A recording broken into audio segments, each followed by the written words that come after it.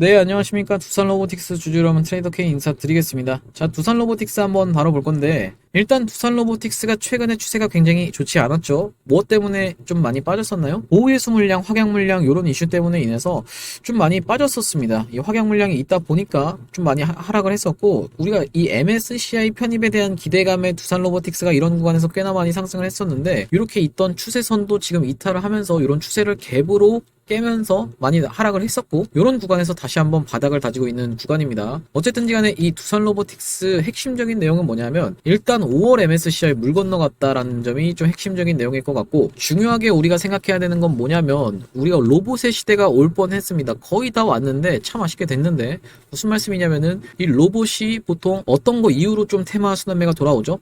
반도체가 먼저 돌고, 그리고 AI가 돕니다. 이 반도체랑 AI로 이동하는 수급이 결국에는 어디로 이동할 수밖에 없다. 로봇으로 이동할 수밖에 없다. 결국에 세계는 같이 가는 섹터예요. 왜냐면은 이 반도체를 개발해서 AI를 요즘은 무조건 해야 되죠. AI를 결국엔 누구 머리통에다가 심겠어요? 바로 이 로봇의 머리통에다가 심어야 되는 게 핵심 내용입니다. 이 AI만 있으면 뭔가 우리한테 삶에서 와닿는, 그러니까 외형적으로 좀 뭔가 만져질 수 있는 게 없죠. 그러니까 만져질 수 있다는 표현은 좀 웃기긴 한데, 내가 어쨌든 실물로 AI를 이렇게 손으로 만질 수 있는 건 아니잖아요. 그렇기 때문에 이거를 구현을 하려면 현실 세계에서 로봇이라는 존재가 결국에는 올 수밖에 없다라고 생각을 해주시면 되고, 이 로봇이 산업 현장에서도 쓰이고, 이 두산로보틱스 같은 경우에 협동 로봇 대장주인데, 협동 로봇, 그러니까 이런 현장에서도 쓰인다라는 얘기고, 가정에서도 쓰이는 어떤 휴머노이드 보시죠? 이런 식으로 로봇이 결국에는 상용화가 돼야 되는 문제인데, 이 반도체 AI가 너무 지들끼리만 많이 해먹었습니다. 무슨 말씀이냐면, 잊을만 하면 반도체 AI 관련 종목들이 계속 나와요. SP소프트 대표적으로 이렇게 주가가 상승을 하면서 꽤나 많이 상승을 했던 종목인데,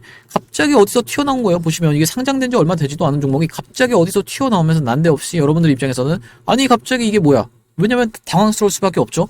얘가 지금 AI 관련해서 마이크로소프트랑 이슈가 있는 좀 종목이었는데, 이 종목이 갑자기 어디서 튀어나오면서 AI 다음에 로봇 갈 줄 알았던 로봇 관련주 종목을 보유하고 계셨던 분들한테는 좀 실망스러울 수밖에 없죠. 아니 갑자기 이거 뭐야, 왜 이렇게 다 AI 반도체 내에서만 돌아, 이 종목이 튀어나오면 또 다른 종목 튀어나오고, 하나마이크론 튀어나오고, 뭐 주성 엔지니어링 튀어나오고, 계속 자기들끼리만 해먹고 결국에는 어떻게 됐어요? 그 사이에 지수가 꺾여버렸습니다. 이렇게 보시면 지수가 지금 꺾여버리면서, 지들끼리 해먹다가 나스닥이 꺾여버리면서 이렇게 지금 굉장히 어떤 이슈가, 이란이랑 이스라엘이 맞짱 뜬다 만다 뭐 이런 내용도 나오고 있고, 지금 금리를 더 오히려 이게 내리는 게 아니라 유지하는 것도 아니라 올릴 수도 있다는 내용까지 나오면서 나스닥이 큰 폭으로 좀 조정을 보인 다음에 다시 한번 반등이 좀 나오고 있는 상황입니다. 기술적 반등으로 생각이 들고, 어떤 구간이 지금 저항으로 작용할 확률이 높겠어요? 이런 구간 어디에요 여러분? 21선 61선이 조금 저항으로 작용할 수 있는 이런 구간에 우리가 지금 놓여 있다라고 생각이 들고, 코스피 코스닥도 마찬가지로 이렇게 나스닥이 빠지게 되면은 어쩔 수가 없습니다. 지금 보시면은 업종 종합 차트에서 보시면 되겠죠. 이렇게 코스피 같은 경우에 이런 구간에서 지금 보시면은 먼저 선반영돼서 떨어진다는 거예요. 나스닥이 상승 탄력이 둔화가 되면은 이 코스피 코스닥 같은 경우에는 먼저 선반영돼서 떨어지고 있다는 겁니다. 그렇기 때문에 우리가 이렇게 시장 상황이 꺾이고 있는 상황에서 로봇 좀 살려주세요라고 얘기를 할 수가 없겠죠.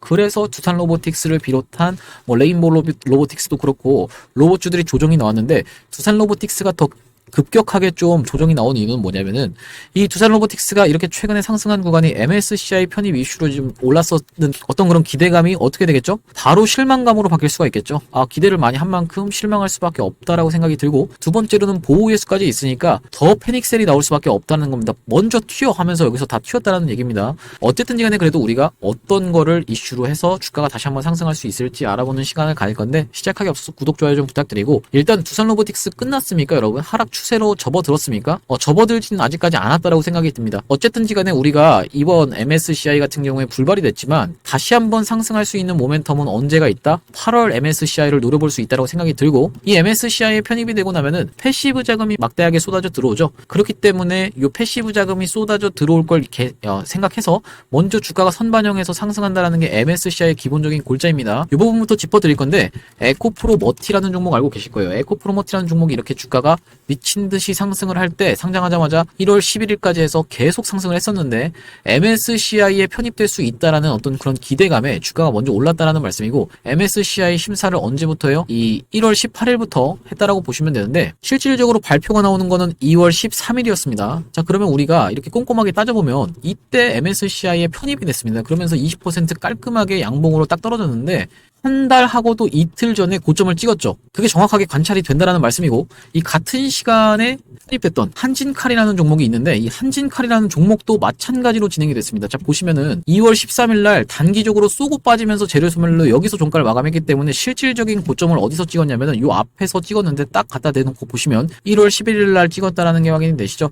그러니까 주가가 다짜고짜 그런 기대감에 먼저 상승을 하면서 이런 구간에서 고점을 찍고 다시 한번 이런 구간에서 가는 척 했으나 쭉 쏘고 빠지면서 이렇게 최근에 추세가 굉장히 좋지 않다라는 게 확인이 되실 거고, 신기하게도 1월 11일이네요. 2월 달에 편입된 종목들이 1월 11일 날 고점을 찍었는데, 자, 그러면 우리가 마찬가지로 생각을 해볼 수 있을 것 같아요. 이 두산로보틱스가 만약에 8월 MSCI를 노린다라고 하면 언제가 고점이 될 수가 있겠다? 7월 중이 될 수가 있겠구나 라고 생각을 해주시면 되고, 자, 마찬가지로 에코프로의 사례에서 한번 놓고 볼 건데, 에코프로가 지금 놓고 보시면은 7월 26일 날 어떻게 됐어요, 여러분? 고점을 찍었죠? 요때 편입되고 다시 한번 가는 척 했으나 먼저 고점을 찍은 거는 7월 26일이었다라는 말씀이고, 이 에코프로도 이렇게 5월 MSCI를 좀 노렸던 때가 있습니다. 자, 5월 MSCI를 노릴 때 이때 불발이 됐는데 기대감에 고점을 찍은 건 언제예요? 4월 11일이다라는 얘기입니다. 4월 11일 날 고점을 찍었다라는 말씀인데, 마찬가지로 그러면 진행이 된다라고 하면 이 MSCI 내가 편입되는 거 지켜보고 팔아야지라고 생각을 하면 이미 주가가 떨어지고 있을 확률이 굉장히 높아요. 지금 보시다시피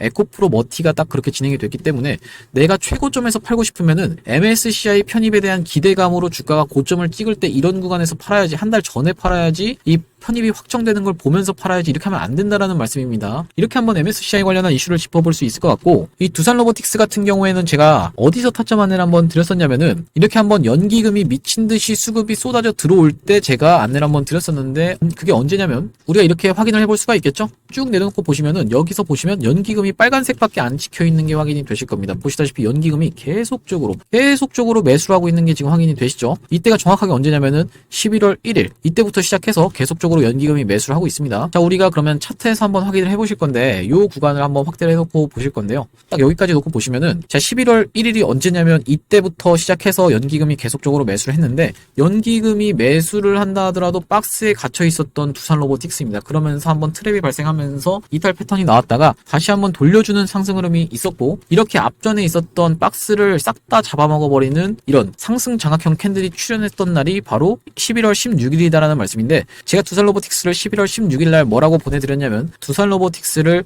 51,300원 이하로는 매수해볼 만하다. 이 종가 부근에서 제가 들어가실 수 있도록 오후 2시 43분에 안내를 한번 드렸었는데, 장대 양봉 기준봉 출현 이후로 상한가 찍고 빠진 날이죠. 연기금의 꾸준한 매수, 그리고 상승장악형 캔들이 최근 매물을 다 소화해버리는 이런 상승장악형 캔들이 출현했다라는 말씀이고, 매도는 어디서 안내를 드렸냐면은 두산로보틱스를 121,000원에 전량 매도하시자, 연기금 수급이 이탈되면서 보호해수 물량으로 인해서 차익 실현을 하자라고 말씀을 좀 드렸었고요. 12월 26일 수익 실현한 날이 언제냐면 바로 이때가 12월 21일인데, 이때 이렇게 꼬리 달고 빠지면서 이렇게 내려온 상황에서 제가 이 구간에서 안내 한번 드리고 이 구간에서 매도 안내를 한번 드렸었는데, 왜 그러냐면은 아시다시피 이렇게 보호해수 물량만 쏟아져 나온다라고 하면 조정을 보였던 게 두산로보틱스인데, 이때 3개월 차에는 뭐가 있었어요? 보호해수 물량이랑 확약 물량까지 같이 이슈가 있었습니다. 그렇기 때문에 제가 이 구간에서 우리가 이런 하락이 나오기 이전에 먼저 일단 한번 매도를 진행하시자라고 안내를 드리면서, 그 이후로 이렇게 주가가 좀 많이 큰 폭으로 하락을 보였다라는 말씀이고, 두산로보틱스 매수 매도 타점에 대해서 이렇게 문자로 안내를 한번 받아보고 싶으신 분들은 위에 보이시는 번호인 010-4674-9671번으로 부산이라고 적어서 보내주시면 제가 확인하고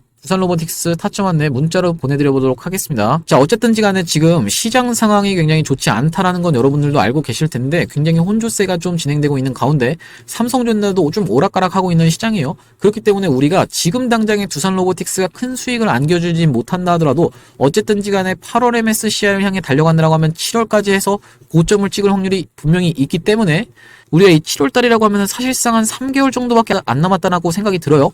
당장이 수익이 안 난다고 두산로보틱스 종목이 안 좋아서 빠지고 있었던 게 아니기 때문에 보유의 수물량 때문에 좀 많이 빠진 거기 때문에 우리가 두산로보틱스로 큰 수익을 볼 거다라고 말씀을 드리는 거고, 이렇게 큰 수익을 보실 수 있도록 두산로보틱스 타점을 제가 문자로 안내를 드리겠다라는 말씀이고요. 만약에 내가 두산로보틱스 말고 그냥 다른 종목으로 포트를 좀 교체하고 싶어 라고 하시는 분들은 스윙이라고 적어서 보내주시면 되겠습니다. 스윙이라고 적어서 보내주시면은 4674-967번으로 보내주시면 제가 여러분들께 스윙 종목 한 종목 보내드릴 수 있도록 하고, 옆에 보이시는 것처럼 투자금 1억 만들기 프로젝트방까지 같이 들어오실 분들은 두산 1억이라고 적어서 보내주시거나 아니면은 스윙 1억이라고 적어서 보내주시면 제가 확인하고 매도 타점 안내를 이렇게 문자로 보내드리던가 아니면은 요 프로젝트방으로 입장 안내 드리면서 스윙 종목을 보내드리던가 이렇게 좀 진행을 할 수 있도록 하겠습니다. 자, 두산로보틱스가 어쨌든 간에 이 안 좋은 종목입니까? 안 좋은 종목이 아니라 어쨌든 시장 상황에 어떤 반도체 이유로 와야 되는 수급이 안 왔다라고 생각을 해주시면 될 것 같고, 두 번째로는 이런 하단부까지 내려온 상황에서 지지를 어느 정도 연출하고 있기 때문에 본격적인 하락 추세가 진행되지는 전혀 않았다라고 생각이 듭니다. 위에 21선과 61선이 꽤나 이제 저항으로 작용하고 있는 구간이지만 본격적으로 하락 추세가 좀 진행이 되려면 이 구간을 확실하게 깨고 내려가야지만이 확실하게 본격적인 하락 추세로 접어든다라고 말씀을 드릴 수 있을 것 같고요. 두산로보틱스는 근데 사실상 저는 그렇게까지 큰 걱정은 없어요. 왜냐면은 이게 이 두산로보틱스 협동로봇 분야죠. 협동로봇 분야가 전 세계적으로 놓고 봤을 때 잠재 시장의 규모가 1경입니다. 1경. 여러분들이 처음 보시는 숫자일 텐데 1경 1800조인가 뭐 그렇습니다. 어쨌든 간에 이런 내용의 기사도 있는데, 협동로봇은 이제 시작일 뿐이고 그냥 로봇이라는 것 자체가 이제 시장일 뿐인데 두산로보틱스가 점유율이 전 세계적으로 봤을 때 몇 위예요? 4위 정도 하죠. 그렇기 때문에 이 4위 정도나 하는 회사가 전 세계입니다. 전 세계. 우리나라가 아니라 전 세계에서 4위 하는 회사가 시가총액이 4조 7천억이라는 게 말이 됩니까, 여러분? 말이 안 된다라는 거예요, 도대체. 물론 시간은 걸릴 수 있습니다만 저는 충분히 상승하면서 이 전고점 훨훨 넘어서 뭐 30만원, 50만원까지도 갈 수 있다라고 생각이 들고요. 어쨌든 근데 점유율 순위는 높은데 점유율 자체는 그렇게 높지 않습니다. 이런 부분이 조금 보완해서 개선해야 될 부분이다라고 생각이 들고, 두산로보틱스 자체도 감속기 국산화를 추진하면서 두산도 열렬하게 반도체 쪽으로도 좀 물색을 하고 있죠. 왜냐하면 반도체를 누구 머리통에다가 심어야 되니까, 로봇의 머리통에다가 심어야 되니까 이런 쪽으로 두산이 어디를 한번 찔뻑 찔러본 적이 있어요. SFA 반도체를 한번 찔러본 적이 있습니다. SFA 반도체 한번 인수해볼까? 이런 내용으로 실사했다고 이 기사가 난 적이 있는데, SFA 반도체 지금 부정을 했고 지금은 좀 설랑설레가 없는 상황인데, 어쨌든지 간에 두산이 뭔가를 계속 하려고 실탄도 준비한 상황에서 뭔가를 계속 하려고 찔뻑찔뻑 건들고 있는 게 있다는 거예요. 그렇기 때문에 추가적인 상승률은 분명히 나올 수밖에 없다라고 생각이 들고, 시간이 오래 걸린다라고 해서 우리가 손실을 보는 건 아니잖아요. 그렇기 때문에 우리가 손실 보고, 이런 구간에서 내가 사가지고 여기서 손실 보고 이렇게 다른 종목도 급등주 올라타가지고 또 손실 보고 이렇게 반복을 하시다가는 계좌만 그냥 깎여 나간다라고 생각이 듭니다. 그러니까 내가 만약에 예수금이 1억이 있으면은 이 투자금을 내가 예를 들면 두산로보틱스를 모아가서 크게 수익을 봐야지라고 생각을 하시면은 이 두산로보틱스를 한 7천 정도까지 사시고, 그리고 나머지 3천 정도로 스윙 종목을 돌리시면은 우리가 계좌를 계속적으로 회전을 시키면서 이 두산로보틱스로는 장기적으로 끌고 가면서 큰 수익을 볼 수 있다라고 생각이 들고, 만약에 내가 자꾸 마음이 급하게 되면은 우리가 이렇게 급등 나올 때 이런 초창기에 털려버린다라는 얘기예요, 여러분. 여기까지밖에 못 먹고 이런 급등을 놓친다라는 거기 때문에 기본적으로 우리가 쭉 끌고 가면서 두산로보틱스를 수익 볼 수 있도록 제가 영상 찍어드릴 테니까 구독이랑 좋아요 꼭 한 번씩만 좀 부탁드리고요. 우리 이 두산로보틱스 아까 말씀드리면서 제가 스윙으로 가져갈 수 있는 종목도 한번 안내를 드렸었는데, 이 스윙으로 가져갈 수 있는 종목으로 제가 XR 관련 종목을 하나를 가져왔습니다. XR 관련 종목을 왜 가져왔냐면, 최근에 이 필옵틱스라는 종목 알고 계시죠? 이렇게 필옵틱스라는 종목이 미친 상승 흐름이 있을 때 삼성의 유리기판을 납품한다는 내용의 이슈가 불거지면서 이렇게 주가가 270% 정도 상승을 했습니다. 만원대 구간부터 시작해서 37,000원까지 올라갔으니까 수익률이 270%가 나온 미친 상승을 보여줬다라는 건데, 이 XR 관련 종목을 가져온 이유가 뭐냐면, 마찬가지로 얘도 삼성을 주요 고객사로 가지고 있고 거기다가 LG까지 주요 고객사로 가지고 있는 종목입니다. 그래서 제가 이 종목을 가져왔다라는 말씀인데, 이 종목이 이 필옵틱스처럼 이렇게 군데군데 매집하는 적은 분명히 있어요. 군데군데 매집을 했는데 단 한 번도 대시세가 난 적이 없는 종목이고, 우리가 이렇게 뜬 자리에서 잡아가는 게 아니라 1년선 부근에서 가져가는 종목이기 때문에 리스크는 짧게 자르면서 리턴을 크게 가져갈 수 있는 종목으로 생각해서 제가 이 XR 관련 종목을 가져왔다는 말씀이고, 우리가 이 XR이 뭔지에 대해서부터 설명을 드려보면, 우리가 이 XR이라고 하면 확장현실이다라는 얘기인데요. 쉽게 생각하면은 가상현실 VR과 증강현실인 AR을 아우르는 혼합현실 기술을 망라하는 용어인데, 이렇게 눈에다가 고글처럼 착용하는, 안대처럼 착용하는 기기를 통해서 구현이 된다라는 거 여러분들도 보신 적이 있으실 텐데요. 이전에 뉴프렉스라는 종목이 역사적 신고가를 갈 때 이 XR 관련 기기로 해서 관련한 이슈가 터지면서 이렇게 급하게 역사적 신고가를 갔었던 게 뉴프렉스인데, 기사 내용을 잠깐 보시면 뉴프렉스 주가 상한가 등극의 웃음꽃이라는 내용의 기사가 나오면서 여기 보시면 애플의 혼합현실 기기 비전 프로 출시 이런 내용이 나오면서 여기다가 연성 인쇄회로 기판을 독점 공급한 바 있다 이런 내용의 뉴스를 확인해 보실 수가 있습니다. 근데 제가 지금 말씀드리는 건 뉴프렉스를 매수하시라는 말씀이 아니라 아직 슈팅 이전에 있는 종목을 여러분들이 가져가셔야 된다라는 말씀이고, 이 종목의 기술적 분석에 대해서 말씀을 드리자면 지금 보시면 상장한 이래로 이 부분은 별다른 거래량이 없으므로 이 부분부터 한번 설명을 해봐드리면, 최근에 주가의 흐름이 굉장히 좋다라는 게 여러분들이 확인이 되실 겁니다. 이런 식으로 올려치는 구간에서 계속적으로 거래량이 들어오면서 올려치면서 매집을 하고 내리면서 다시 한번 이런 구간에서 숨고르기를 하면서 다시 한번 재매집을 하고, 최근에 거래 대금이 들어오면서 다시 한번 매집을 하는 흔적이 발견이 돼서 제가 이 종목을 가져와 봤다라는 말씀이고요. 이렇게 확대를 해놓고 보시면 고점에서 거래량이 터지면서 상승 흐름이 있었는데 무너뜨리는 구간에서 거래량이 거의 나오지 않는 상태에서 쭉 흐르면서 숨고르기를 하면서 타이밍을 재고 있었는데, 최근에 흐름이 어떻게 진행이 되고 있나요? 상승을 하면서 물량을 흡수하는 음봉 캔들까지 발생을 하고 철저하게 삼각 수렴의 자리에 지금 최근에 돌아나가는 캔들이 발생을 했죠. 우리가 요런 자리에서 여러분들이 만약에 진입을 하신다라고 하면 지금 보고 계시는 검정색 선이 1년선, 장기 이동평균선이라고 보시면 되는데, 내가 손절을 잡는다라고 하면 굉장히 짧게 잡을 수 있으면서 수익을 볼 수 있다라고 하면 크게 볼 수 있는, 쉽게 얘기하면은 손익비가 좋은 자리에서 제가 요 종목을 가져와 봤다라는 말씀이고요. 지금 보시다시피 이런 구간에서 철저하게 매집이 이루어진 종목이라서 만약에 이 구간만 뚫어낸다라고 하면 큰 상승 흐름이 있을 수밖에 없다라는 말씀이고, 이 구간까지만 도달해도 최소 70% 정도 수익 구간이기 때문에 적게는 70%, 많게는 이 위로는 신고가의 영역이기 때문에 여기를 넘어간다라고 하면 신고가로 계속적인 상승 흐름을 이어나갈 수 있는 종목으로 이 종목을 선정해 왔다라는 말씀이고요. 이 종목이 중요한 점이 뭐냐면 LG와 삼성을 주요 고객사로 삼고 있는 OLED를 만드는 회사입니다. 여기 한번 보시면 이렇게 기업계열에서 보시다시피 주요 매출처는 삼성 디스플레이, LG 디스플레이라고 지금 여러분들이 확인을 하실 수가 있다라는 말씀이고요. 이 삼성 같은 경우에도 OLED의 로봇 AI 접목해 손님 맞이라는 내용의 기사가 나왔었는데, 이 OLED가 도대체 XR과 무슨 관련이 있냐라고 설명을 드려보면, 여기 보시다시피 460만원짜리 애플 비전 프로 부품값은 얼마라고 하면서 기사 내용이 하나 나와 있습니다. 쭉 내려보시면 비전 프로에 들어간 가장 비싼 부품은 1.25인치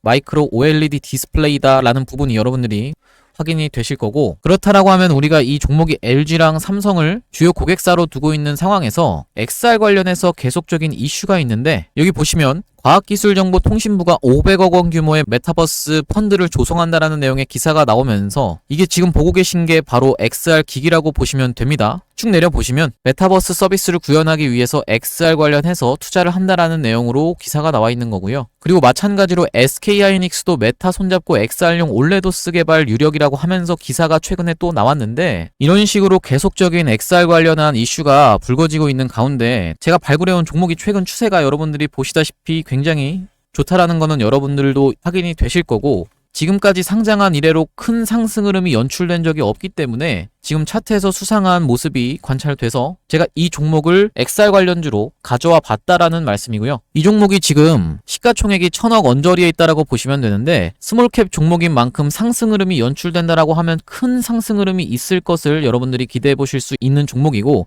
시가총액이 작은 만큼 이렇게 오픈된 장소에서 제가 이 종목을 말씀드리게 되면은 개인들의 매수세가 꼬이면서 세력들이 한번 이탈시키고 올릴 것까지 생각을 해서 제가 오픈된 장소에서 말씀을 드리기는 어렵다라는 점 양해를 부탁드리고요. 이 종목을 통해서 수익을 보고 싶으신 분들은 위에 보이시는 번호인 4674에 9671번으로 XR이라고 적어서 문자 보내주시면 이 종목의 매수가, 그리고 매도가, 그리고 목표 기간, 그리고 비중까지 적어서 문자로 전송 안내 드릴 수 있도록 하겠습니다. 다시 한번 말씀드리지만 무조건 무료로만 진행한다는 점 강조를 드리고, 이 XR 관련 종목 이외에도 여러분들이 1억 프로젝트방까지 같이 들어오고 싶으신 분들은 XR 1억, 이라고 적어서 문자 전송을 해주시면 되겠다라는 말씀이고요. 오늘 제가 준비한 영상은 여기까지고 오늘도 분석 영상 시청해주셔서 감사드리고요. 다음 영상에서 뵙도록 하겠습니다. 감사합니다.